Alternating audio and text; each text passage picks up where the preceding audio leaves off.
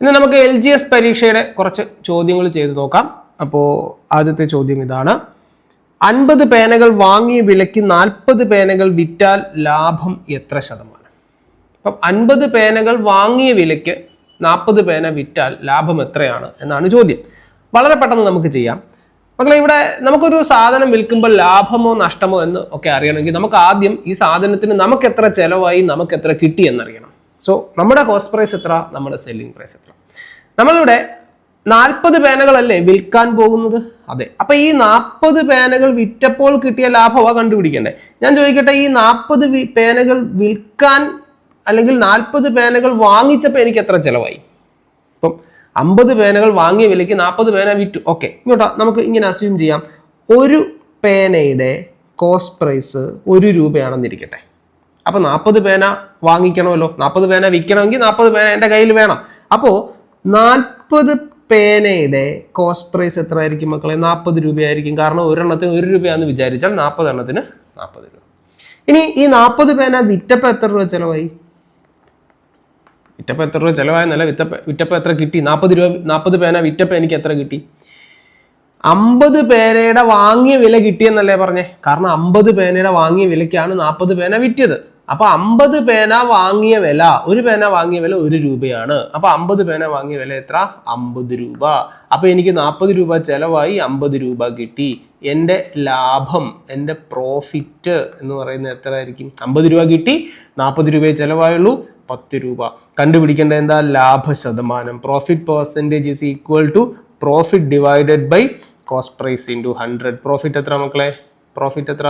Profit 10 രൂപ. Cost price എത്ര? Cost price എത്ര? 40 രൂപ ഇൻറ്റു 100. അപ്പോൾ ഈ 0 വെട്ടിപ്പോകുന്നു. 1/4 ഇൻറ്റു 100. 100നെ 4 കൊണ്ട് ഹരിച്ചാൽ നമുക്ക് എത്ര കിട്ടും? 25% എന്ന് കിട്ടും. ഓപ്ഷനിലുണ്ടോ? ഉണ്ട്. ഓപ്ഷൻ ഡി ശരിയാണോ നോക്കാം നമുക്ക്. തീർച്ചയായും. സോ ആൻസർ എത്ര കിട്ടി? Option D. നമുക്ക് അടുത്ത ചോദ്യത്തിലേക്ക് പോകാം. രണ്ടാമത്തെ ചോദ്യം: ഒരു പരീക്ഷയിൽ ഒരു കുട്ടിയുടെ ശരാശരി മാർക്ക് 70 ആണ്. മലയാളത്തിന് 10 മാർക്കും ഇംഗ്ലീഷിന് 4 മാർക്കും കൂടുതൽ കിട്ടിയിരുന്നു എങ്കിൽ ശരാശരി 72 ആകുമായിരുന്നു. എങ്കിൽ എത്ര വിഷയങ്ങളാണ് പരീക്ഷയ്ക്ക് ഉണ്ടായിരുന്നത്? അപ്പം നമ്മൾ ആലോചിക്കുമ്പോൾ ഈ പരീക്ഷയ്ക്ക് ശരാശരി മാർക്ക് കിട്ടിയത്, ഒരു പരീക്ഷയിൽ ഒരു കുട്ടിയുടെ ശരാശരി മാർക്ക് 70 ആണ്. ഓക്കെ, ഇനി എന്തൊക്കെയാ പറഞ്ഞിരിക്കുന്നത്? മലയാളത്തിന് എത്ര മാർക്ക്? ഒരു 10 മാർക്കും, അതേപോലെ തന്നെ ഇംഗ്ലീഷിന് ഒരു 4 മാർക്കും കൂടെ കിട്ടിയിരുന്നെങ്കിൽ എന്ന് പറയുമ്പം ആകെ എത്ര മാർക്കായി? 14 മാർക്കായി.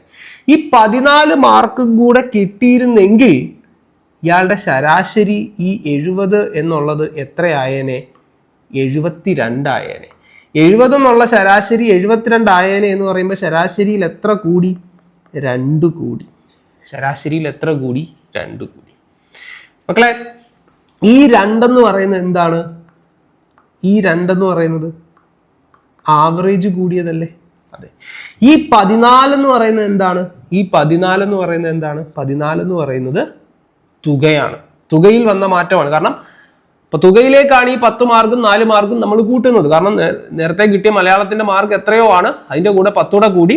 ഇംഗ്ലീഷ് നേരത്തെ എത്രയോ മാർക്ക് കിട്ടി, അതിന്റെ കൂടെ 4 കൂടെ കൂടി. അപ്പൊ ഈ 10ഉം 4ഉം കൂടെ കൂടുമ്പോൾ 14 കൂടി എന്ന് പറയുമ്പോൾ ഇതെന്ന് പറയുമ്പോൾ തുകയിലേക്കാണ് ഇത് പോകുന്നത്. നമ്മൾ പഠിച്ചിരിക്കുന്ന കാര്യം എന്താ? Average is equal to sum of the quantities divided by number of items. അപ്പൊ അവിടുന്ന് നമ്മൾ വേറൊരു കാര്യം പഠിക്കും. എന്താണ്? Sum is equal to average into number. അതായത് തുകയെ എണ്ണം കൊണ്ട് ഹരിച്ചാൽ ശരാശരി കിട്ടും, ശരാശരി എണ്ണം കൊണ്ട് ഗുണിച്ചാൽ തുക കിട്ടും. മറ്റൊരു കാര്യം കൂടെ നമുക്ക് പറയാമല്ലോ. നമ്പർ എന്ന് പറഞ്ഞാൽ എന്തായിരിക്കും? ആവറേജ് ഡിവൈഡഡ്, ആവറേജ് അല്ല, സം, നമ്മുടെ തുക ഡിവൈഡഡ് ബൈ ആവറേജ് ആയിരിക്കും.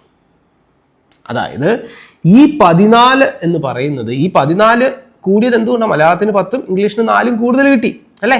അപ്പോൾ ഈ 14 കൂടിയത് കൊണ്ട് ആവറേജ് 2 കൂടി. അപ്പോൾ തുകയെ ആവറേജ് കൊണ്ട് ഹരിച്ചാൽ എണ്ണം കിട്ടും. അപ്പോൾ ഈ ആവറേജ് 2 കൂടിയപ്പം എത്ര പേർക്ക് അത് അഫക്റ്റ് ചെയ്തു എന്ന് ചോദിച്ചു കഴിഞ്ഞാൽ ഈ തുകയെ നമ്മൾ ഈ ആവറേജ് കൊണ്ട് ഹരിച്ചാൽ നമുക്ക് എന്ത് കിട്ടും? എണ്ണം കിട്ടും. So number is equal to തുക എത്രയാണ്? തുക 14. അതായത് എക്സ്ട്രാ കൂടിയ തുക 14 ഡിവൈഡഡ് ബൈ എണ്ണം എത്രയാണ്? 2. അല്ല, എണ്ണമല്ല, ആവറേജ് തുകയെ ആവറേജ് കൊണ്ട് ഹരിച്ചാൽ എണ്ണം കിട്ടും. അപ്പോൾ തുക 14, ആവറേജ് എന്ന് പറയുമ്പോൾ 2. അപ്പോൾ തുകയെ നമ്മൾ ആവറേജ് കൊണ്ട് ഹരിച്ചു, നമുക്ക് എത്ര കിട്ടി? 7 കിട്ടി. അപ്പോൾ എത്ര വിഷയങ്ങളാണ് പരീക്ഷയ്ക്ക് ഉണ്ടായിരുന്നത്? 7 വിഷയങ്ങൾ. ഇനി അല്ല, നമുക്കിത് മറ്റൊരു രീതിയിലും ചെയ്യാം. മറ്റൊരു രീതിയിൽ എങ്ങനെ ചെയ്യാമെന്ന് ചോദിച്ചാൽ, കൂടിയ മാർക്ക് ഡിവൈഡഡ് ബൈ കൂടിയ ശരാശരി. അത് തന്നെ നമ്മൾ ഈ ചെയ്ത് വെച്ചേക്കുന്നത്, കൂടിയ ശരാശരി. അപ്പം ഇങ്ങനെ ഒരു ചോദ്യം ചോദിച്ചാൽ ഈ ഒരു ഷോർട്ട് കട്ട് ഉപയോഗിച്ച് നമുക്ക് ചെയ്യാം. കൂടിയ മാർക്ക് ഡിവൈഡഡ് ബൈ കൂടിയ ശരാശരി. ഇവിടെ കൂടിയ മാർക്ക് എത്ര? 14. കൂടിയ ശരാശരി എത്ര? 2. 14/2 എത്ര കിട്ടും? 7. അപ്പോൾ കൂടിയ മാർക്ക് ഡിവൈഡഡ് ബൈ കൂടിയ ശരാശരി എന്ന രീതി ഉപയോഗിച്ച് നമുക്ക് ചെയ്യാം. ആൻസർ എത്ര കിട്ടി? 7. ശരിയാണോ? തീർച്ചയായും. അടുത്ത ചോദ്യം നോക്കാം. തുടർച്ചയായ 6 ഇരട്ട സംഖ്യകളുടെ ശരാശരി 73 ആയാൽ ചെറിയ സംഖ്യ ഏത്? മക്കളെ, വളരെ പെട്ടെന്ന് നമുക്ക് ചെയ്യാൻ പറ്റുന്ന ഒരു ചോദ്യമാണ്. ഒറ്റ കാര്യം നിങ്ങൾ ഓർത്തിരുന്നാൽ മതി, തുടർച്ചയായ സംഖ്യകളുടെ ശരാശരി എപ്പോഴും നടുക്കത്തെ സംഖ്യ ആയിരിക്കും. അപ്പൊ നമ്മൾ ഇവിടെ നോക്കുമ്പോൾ നമുക്ക് 6 സംഖ്യകളുണ്ട്. 1, 2, 3, 4, 5, 6. അപ്പം ഈ 6 സംഖ്യകളിൽ കൃത്യം നടുക്കത്തെ സംഖ്യ എന്ന് പറയുമ്പോൾ നമുക്ക് ഇതിനെയും പറയാൻ പറ്റത്തില്ല, ഇതിനെയും പറയാൻ പറ്റത്തില്ല. അപ്പൊ നമ്മൾ കൃത്യം നടുക്കെന്ന് പറയുമ്പോൾ ഈ ഒരു പോയിന്റിൽ ആ സംഖ്യയെ നമ്മൾ മാർക്ക് ചെയ്ത് വെച്ചു. എത്രയാണ്? 73.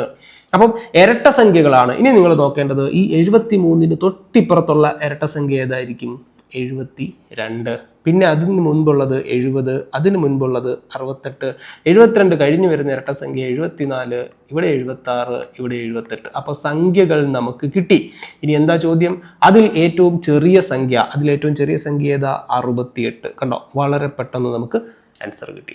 അപ്പോൾ ഇത് നിങ്ങൾ എക്സും വൈയും ഒന്നും എടുക്കണ്ട, ഈ ഒരു രീതി ഉപയോഗിച്ച് വളരെ പെട്ടെന്ന് നമുക്ക് ചെയ്യാൻ പറ്റുന്ന ഒരു ചോദ്യമാണ്. സോ ആൻസർ എത്രയാണ്? 68. ഓക്കെ, അടുത്ത ചോദ്യം നോക്കാം നമുക്ക്. എ ഈസ് ഈക്വൽ ടു 3 രൂപ 60 പൈസ, ബി ഈസ് ഈക്വൽ ടു 90 പൈസ എങ്കിൽ എ ഈസ് ടു ബി എത്ര? നമുക്ക് കണ്ടുപിടിക്കേണ്ടത് എ ഈസ് ടു ബി ആണ്. എ എന്ന് പറഞ്ഞാൽ 3 രൂപ 60 പൈസ.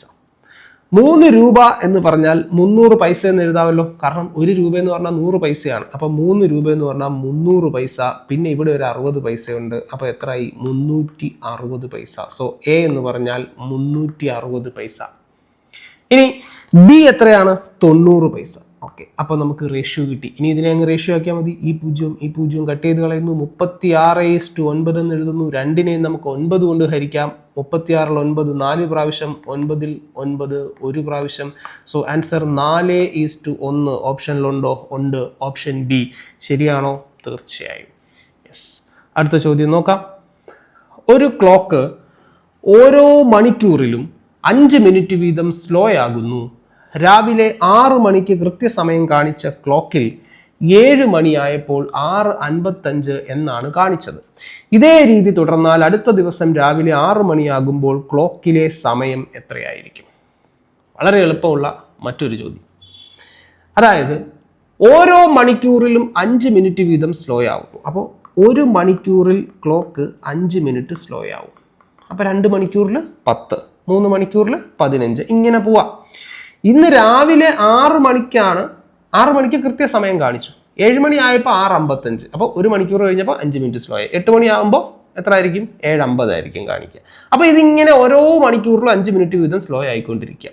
അടുത്ത ദിവസം എന്ന് പറയുമ്പോൾ 24 മണിക്കൂർ കഴിയണ്ടേ? വേണം. 1 മണിക്കൂറിൽ 5 മിനിറ്റ് ആണെങ്കിൽ 24 മണിക്കൂറിൽ എത്ര ആയിരിക്കും? 24 × 5 അല്ലേ? 24 × 5 എത്ര? 120 മിനിറ്റ് സ്ലോ ആവും. മക്കളെ, 120 മിനിറ്റ് എന്ന് പറഞ്ഞാൽ 120 ഡിവൈഡഡ് ബൈ 60, 2 മണിക്കൂർ സ്ലോ ആകും എന്നാണ്. അപ്പോൾ നാളെ രാവിലെ 6 മണിക്ക് നമ്മൾ നോക്കുമ്പോൾ ഈ ക്ലോക്ക് 2 മണിക്കൂർ സ്ലോ ആയിരിക്കും. അതായത് 6 മണിയിൽ നിന്ന് 2 മണിക്കൂർ കുറയ്ക്കുക, എത്ര കിട്ടും? 4 മണിയായിരിക്കും ആൻസർ. സോ ആൻസർ എത്രയാണ്? 4 മണി. ശരിയാണോ? യെസ്. ആണോ? വളരെ പെട്ടെന്ന് നമുക്ക് കിട്ടും. അതായത് 1 മണിക്കൂറിൽ 5 മിനിറ്റ്. അപ്പോൾ 24 മണിക്കൂർ കൊണ്ട് എത്ര? 24 മണിക്കൂർ കൊണ്ട് 24 × 5 120 മിനിറ്റ് അല്ലേ? അപ്പോൾ 120 മിനിറ്റ് സ്ലോ ആകും. മിനിറ്റിനെ മണിക്കൂറാക്കാൻ 60 കൊണ്ട് ഹരിക്കണം. 120 ഡിവൈഡഡ് ബൈ 60, 2 മണിക്കൂർ അല്ലേ? 2 മണിക്കൂർ. അതായത് അടുത്ത ദിവസം രാവിലെ 6 മണിയായിട്ട് നമ്മൾ നോക്കുമ്പോൾ 2 മണിക്കൂർ ക്ലോക്ക് പുറകിലായിരിക്കും. 6ൽ നിന്ന് 2 കുറച്ചാൽ എത്ര കിട്ടും? 4 മണി. യെസ്. അടുത്ത ചോദ്യം. ഒരു നഗരത്തിലെ വീടുകൾക്ക് 46 മുതൽ 150 വരെയുള്ള ഇരട്ട നമ്പറുകളാണ് നൽകിയിരിക്കുന്നത്. എങ്കിൽ ആ നഗരത്തിലെ വീടുകളുടെ എണ്ണം എത്ര? അപ്പോൾ വീടിന്റെ നമ്പർ നമ്മൾ കൊടുത്തിരിക്കുന്നത് 46, 48, 50, 52 ഇങ്ങനെ പോയി 150 വരെ ഇരട്ട സംഖ്യകളാണ്. അപ്പോൾ ഇതൊരു AP ആണ്. ഈ APയുടെ എണ്ണമാണ് നമുക്ക് കണ്ടുപിടിക്കണം. അപ്പോൾ അങ്ങനെ APയുടെ n കണ്ടുപിടിക്കുന്ന രീതിയിലും a+n-1 × d ഒക്കെ സബ്സ്റ്റിറ്റ്യൂട്ട് ചെയ്ത് നമുക്ക് പൊതുവ്യത്യാസം 2 ആണെന്നും പറഞ്ഞിട്ട് നമുക്ക് ചെയ്യാം. അല്ലെങ്കിലോ നിങ്ങൾ ചെയ്യേണ്ടത് ഇതിൻ്റെ ഇങ്ങേയറ്റത്തും അങ്ങേയറ്റത്തുമുള്ള നമ്പർ ഉണ്ടല്ലോ, 46ഉം 150, അത് രണ്ടും തമ്മിലുള്ള വ്യത്യാസം എടുക്കുക. 150 മൈനസ് 46 എത്ര കിട്ടും? 150ന് 46 കുറച്ചാൽ എത്ര കിട്ടും? 104. ഇനി എത്ര വീതമാ കൂടി പോയേക്കുന്നത്? 2 വീതം. സോ അതിനെ 2 കൊണ്ട് ഹരിക്കുക. എത്ര കിട്ടും നിങ്ങൾക്ക്? 52. ആ കിട്ടിയതിൻ്റെ കൂടെ ഒന്നുകൂടെ കൂട്ടിയാൽ മതി, 53 ഉത്തരം. കാരണം എന്താ? ഈ 150 മുതൽ 46 വരെ എത്ര സംഖ്യകളുണ്ട്? ഇപ്പം മര്യാദയ്ക്ക് 1, 2 കൊടുക്കുമായിരുന്നെങ്കിൽ നമുക്ക് പറയാം 105 നമ്പർ നമുക്ക് കൊടുക്കാമായിരുന്നു, 104 + 1. അപ്പം ചോദിക്കും, അല്ല ഞാൻ ചോദിക്കട്ടെ, ഞാൻ ഇങ്ങനെ പറയുക, 150 46 മുതൽ 150 വരെ 2 വീതമല്ല 1 വീതം കൂടി എത്ര നമ്പർ ഉണ്ട്? എത്ര വീടിന് നമ്പർ കൊടുക്കുക? അപ്പം നമ്മൾ ഇതിൻ്റെ വ്യത്യാസം എടുത്തിട്ട് 52 എന്ന് പറഞ്ഞാൽ ഉത്തരം തെറ്റാ. കാരണം എന്താ? ഇപ്പം നോക്കിക്കേ, 1 മുതൽ 2 വരെ നമ്പർ കൊടുക്കുക. എത്ര നമ്പർ കൊടുക്കാം? നമ്മൾ കണക്ക് നോക്കുവാണെങ്കിൽ 2ൽ നിന്ന് 1 കുറച്ച് 1 എന്ന് പറയും. പക്ഷെ അല്ല, ഒരെണ്ണം കൂടുതൽ വരും. കാരണം എന്താ? 1 നമ്പറും കൊടുക്കാം, 2 നമ്പറും കൊടുക്കാം. അപ്പോൾ വ്യത്യാസം എടുത്തിട്ട് എപ്പോഴും 1 കൂട്ടണം. അത് മറക്കരുത്. ഇപ്പോൾ 2 പേർക്ക് നമ്പർ കൊടുക്കുക. ഒരാൾക്ക് 1 കൊടുത്തു, അടുത്ത ആൾക്ക് 2 കൊടുത്തു. എത്ര നമ്പർ കൊടുത്തു? 2 നമ്പർ കൊടുത്തു. പക്ഷെ നമ്മൾ കണക്ക് നോക്കുമ്പോൾ 2ൽ നിന്ന് 1 കുറച്ചാൽ എത്ര കിട്ടത്തുള്ളൂ? 1 കിട്ടത്തുള്ളൂ. അപ്പോൾ എപ്പോഴും ഈ എണ്ണം കണ്ടുപിടിക്കാൻ ചോദിച്ചാൽ ഒരെണ്ണം എക്സ്ട്രാ കൂട്ടണം. അതുകൊണ്ടാണ് നമ്മൾ ഇവിടെ ഞാൻ ഈ +1 ഈ +1 വന്നത് അങ്ങനെ. മനസ്സിലായോ? അപ്പോൾ വ്യത്യാസം എടുക്കുക. വ്യത്യാസം എടുത്തു കഴിഞ്ഞാൽ നോർമലി നമ്പർ ഇപ്പം കണ്ടിന്യൂസ് നമ്പർ കൊടുക്കുക, 46, 47, 48 അങ്ങനെ കൊടുക്കുകയാണെങ്കിൽ എത്ര കിട്ടിയേനെ? 104 എണ്ണം കിട്ടിയേനെ. ഒന്നുകൂടെ കൂട്ടി 105 എന്ന് നമുക്ക് പറയാം. പക്ഷെ ഇവിടെ ഓരോന്ന് വീതം അല്ല. എത്ര വീതമാ? 2 വീതം, 2 ഇരട്ട നമ്പറുകളാണ് കൊടുക്കുന്നത്. അപ്പോൾ 104 അതിൻ്റെ പകുതി എടുക്കണം. എത്ര കിട്ടും? 52. അതിൻ്റെ കൂടെ നേരത്തെ ഇപ്പം നമ്മൾ ഈ പറഞ്ഞ കാര്യം തന്നെ ഒന്നുകൂടെ കൂടി 51. അപ്പോൾ ഇരട്ട നമ്പറുകളാണ് കണ്ടിന്യൂസ്ലി ഇടുന്നതെങ്കിൽ ചെറിയ സംഖ്യ മൈനസ് എവിടം മുതൽ എവിടം വരെ 2 എക്സ്ട്രീമും തമ്മിലുള്ള വ്യത്യാസം എടുക്കുക, അതിനെ 2 കൊണ്ട് ഹരിക്കുക, 1 കൂട്ടുക. അല്ല, ഇനി നിങ്ങൾ APയുടെ രീതിയിൽ പഠിക്കുവാണെങ്കിൽ ഇതിനൊരു ഷോർട്ട് കട്ട് ഉണ്ട്. എന്താണെന്ന് ചോദിച്ചു കഴിഞ്ഞാൽ അവസാന പദം മൈനസ് ആദ്യ പദം ഡിവൈഡഡ് ബൈ പൊതുവ്യത്യാസം +1. അപ്പം ഇവിടെ അവസാന പദം നോക്കുവാണെങ്കിൽ 150 മൈനസ് ആദ്യ പദം നോക്കുവാണെങ്കിൽ 46 ഡിവൈഡഡ് ബൈ പൊതുവ്യത്യാസം നോക്കുവാണെങ്കിൽ 2 + 1. പദങ്ങളുടെ എണ്ണം കണ്ടുപിടിക്കുന്ന ഷോർട്ട് കട്ടായത്. അപ്പോൾ 150ൽ നിന്ന് 46 കുറച്ചാൽ നമുക്ക് എത്ര കിട്ടും? 104 ഡിവൈഡഡ് ബൈ 2 + 1. 144ൻ്റെ പകുതി 52 + 1 53, 53 എന്ന് നമുക്ക് കിട്ടും. സോ ആൻസർ എത്ര? 53. അപ്പോൾ ഈ ഷോർട്ട് കട്ട് ഉപയോഗിച്ച് നിങ്ങൾക്ക് ചെയ്യാം, അങ്ങനെ നിർബന്ധമില്ല. അല്ലെങ്കിൽ ഞാൻ ഈ പറഞ്ഞ പോലെ ഏത് രീതിയിൽ വേണമെങ്കിലും നമുക്ക് ചെയ്യാം. അടുത്ത ചോദ്യം നോക്കാം. ഏറ്റവും ചെറിയ അഭാജ്യ സംഖ്യയും ഏറ്റവും വലിയ 2 അക്ക അഭാജ്യ സംഖ്യയുടെയും തുക. അഭാജ്യ സംഖ്യ എന്ന് പറഞ്ഞാൽ പ്രൈം നമ്പറാണ്. ഒരു സംഖ്യയെ 1 കൊണ്ടും ആ സംഖ്യ കൊണ്ടും മാത്രമേ നിശേഷം ഹരിക്കാൻ സാധിക്കുകയുള്ളൂ എങ്കിൽ, അതായത് ശിഷ്ടം 0 വരുന്ന പോലെ ഹരിക്കാൻ സാധിക്കുകയുള്ളൂ എങ്കിൽ അങ്ങനെയുള്ള സംഖ്യകളെ വിളിക്കുന്ന പേരാണ് അഭാജ്യ സംഖ്യകൾ അല്ലെങ്കിൽ പ്രൈം നമ്പർ. അപ്പോൾ ഏറ്റവും ചെറിയ അഭാജ്യ സംഖ്യയുടെയും ഏറ്റവും വലിയ 2 അക്ക അഭാജ്യ സംഖ്യയുടെയും തുക. ഏറ്റവും ചെറിയ അഭാജ്യ സംഖ്യ എന്ന് പറഞ്ഞാൽ അത് 2 ആണ്. ഏറ്റവും വലിയ 2 അക്ക അഭാജ്യ സംഖ്യ എന്ന് പറഞ്ഞാൽ അത് 97 ആണ്. കാരണം 97നെ 1 കൊണ്ടും 97 കൊണ്ടേ ഹരിക്കാൻ പറ്റത്തുള്ളൂ. 98നെയും 99നെയും ഒക്കെ 98നെ 2 കൊണ്ടും 99നെ 3 കൊണ്ടും 33 കൊണ്ടും ഒക്കെ നമുക്ക് ഹരിക്കാം. അപ്പോൾ ഇത് തമ്മിൽ കൂട്ടാനാണ് പറഞ്ഞിരിക്കുന്നത്. ഈ 2ഉം ഈ 97, 2ഉം 97 കൂട്ടിയാൽ നമുക്ക് എത്ര കിട്ടും? 99 എന്ന് കിട്ടും. ഓപ്ഷനിലുണ്ടോ? Yes, option C. ശരിയാണോ? തീർച്ചയായും. സോ ആൻസർ എത്ര കിട്ടി? 99. അപ്പോൾ എന്താണ് പ്രൈം നമ്പർ എന്ന് അറിയാമെങ്കിൽ വളരെ പെട്ടെന്ന് ചെയ്യാവുന്ന ഒരു ചോദ്യമാണ്. അടുത്ത ചോദ്യം.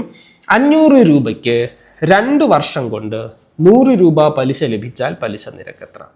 അപ്പോൾ ഇവിടെ സാധാരണ പലിശയെന്നോ കൂട്ടുപലിശയെന്നോ പറഞ്ഞിട്ടില്ല.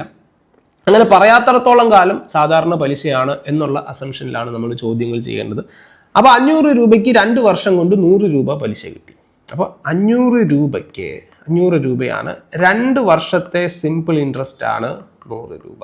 അപ്പോൾ ഒരു വർഷത്തെ സിമ്പിൾ ഇൻട്രസ്റ്റ് എത്ര ആയിരിക്കും? സിമ്പിൾ ഇൻട്രസ്റ്റ് എന്ന് പറയുമ്പോൾ എല്ലാ വർഷവും ഒരു സർട്ടൻ എമൗണ്ട് ആയിരിക്കും കിട്ടുന്നത്. മുതലിന് മാത്രമേ പലിശ കിട്ടത്തുള്ളൂ. അതുകൊണ്ട് എല്ലാ വർഷവും ഒരു സർട്ടൻ എമൗണ്ട് ആയിരിക്കും. 2 വർഷത്തെ സിമ്പിൾ ഇൻട്രസ്റ്റ് 100 ആണെങ്കിൽ ഒരു വർഷത്തെ സിമ്പിൾ ഇൻട്രസ്റ്റ് 100ന്റെ പകുതി 50 ആയിരിക്കും. അപ്പോൾ ഈ 50നെ, ഒരു വർഷത്തെ ഇൻട്രസ്റ്റിനെ നമ്മൾ I എന്ന് വിളിക്കും, ഇതിനെ നമ്മൾ P എന്ന് വിളിക്കും, പ്രിൻസിപ്പൽ. റേറ്റ് പെർസെൻറ്റേജ് ചോദിച്ചാൽ I/P × 100. അല്ലെങ്കിൽ ഇവിടെ വെച്ച് തന്നെ ആലോചിക്കാം. ഇവിടെ ഇത് ഒരു ഇക്വേഷനും വേണ്ട.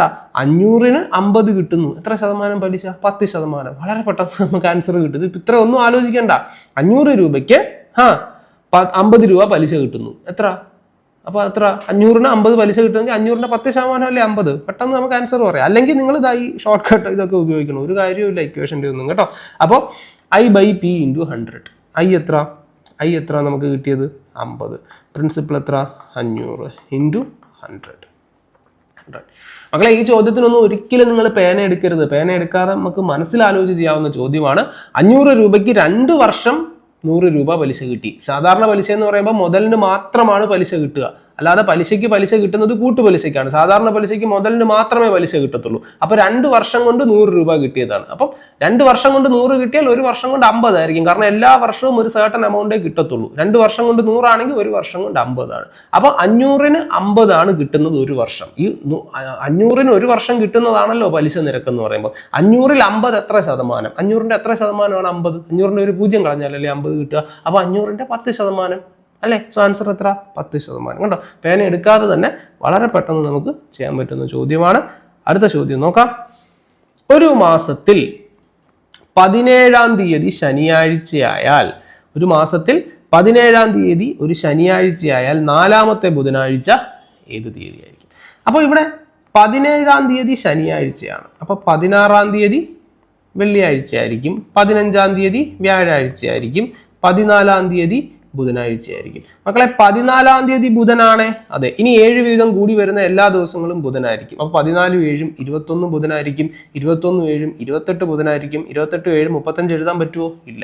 ഇനി 14-ൽ നിന്ന് 7 കുറയ്ക്കുന്ന എല്ലാം എന്തായിരിക്കും? ബുധനായിരിക്കും. 14-ൽ നിന്ന് 7 കുറച്ചാൽ എത്ര കിട്ടും? 7. അപ്പോൾ 7-ാം തീയതിയും ബുധനാഴ്ചയായിരിക്കും. ഇനി 7-ൽ നിന്ന് 7 കുറച്ച് 0 എന്ന് എഴുതാൻ പറ്റുമോ? ഇല്ല. അപ്പോൾ ഇത് 1ാമത്തെ ആഴ്ച, ഇത് 2ാമത്തെ ആഴ്ച, ഇത് 3ാമത്തെ ആഴ്ച, ഇത് 4ാമത്തെ ആഴ്ച. അപ്പോൾ 4ാമത്തെ ബുധനാഴ്ച എന്ന് പറയുമ്പോൾ എത്ര ആയിരിക്കും? 28 ആയിരിക്കും. So very simple. ആൻസർ എത്ര കിട്ടി? 28. കണ്ടോ? വളരെ പെട്ടെന്ന് നമുക്ക് ചെയ്യാവുന്ന ചോദ്യമാണ്. അടുത്ത ചോദ്യം -5 ÷ 9^0. എടി, എന്ത് കുന്തോ ആയിക്കോട്ടെ, എന്ത് നമ്പർ, എനി നമ്പർ (0) is 1. ഏത് നമ്പറിനെ (0) എന്ന് പറഞ്ഞാലും 1 ആയിരിക്കും. സോ ആൻസർ എത്രയാണ്? 1. അത് നിങ്ങൾ മൈനസ് കണ്ട് പേടിക്കുകയൊന്നും വേണ്ട. മൈനസും പ്ലസും എന്ത് കുന്തോ ആയിക്കോട്ടെ, ഇതിന് മൊത്തത്തിലല്ലേ (0) വരുന്നത്. Any number (0) is equal to 1. So answer എത്ര? 1. ഇനി ഈ എന്തുകൊണ്ടാണ്, ഞാൻ വേറൊരു വീഡിയോയിൽ ഞാനത് പറഞ്ഞിട്ടുണ്ട്, എനി നമ്പർ (0), ഒരു നമ്പർ (0) എന്ന് എന്തുകൊണ്ടാണ് പറയുന്നതെന്ന് ചോദിച്ചു കഴിഞ്ഞാൽ, ഇപ്പോൾ നമുക്ക് a⁻0 1 ആണല്ലോ. എങ്ങനെയാണ് ഈ 1 കിട്ടിയത്? അന്ന് കിട്ടിയ എങ്ങനെയാണെന്ന് ചോദിച്ചു കഴിഞ്ഞാൽ, ഈ a⁻0യെ നമുക്ക് ഇങ്ങനെ എഴുതാമല്ലോ, a⁻1 - 1 എന്ന് എഴുതാമല്ലോ. a⁻1 - 1. ഇതെങ്ങനെ ഈ a⁻1 - 1 കിട്ടുന്നത്? a⁻m - n വരുന്ന എപ്പോഴാണ്? ഡിവൈഡ് ചെയ്യുമ്പോഴല്ലേ? അതെ. So a⁻1 / a⁻1. അന്നേരമാണ് നമ്മൾ 1 - 1 0 എന്ന് ഈ പവർ തമ്മിൽ കുറച്ചിട്ട് 0 എന്ന് എഴുതുന്നത്. നോക്കിക്കേ, a⁻1 / a⁻1. ഇത് കിട്ടും, 1 എന്ന് കിട്ടത്തില്ല. അതുകൊണ്ടാണ് any number (0) is equal to 1 എന്ന് പറയുന്നത്. സോ ആൻസർ എത്രയാണ്? എനി നമ്പർ (0) എന്ന് പറഞ്ഞാൽ എന്ത് തന്നെ ആയിരിക്കും?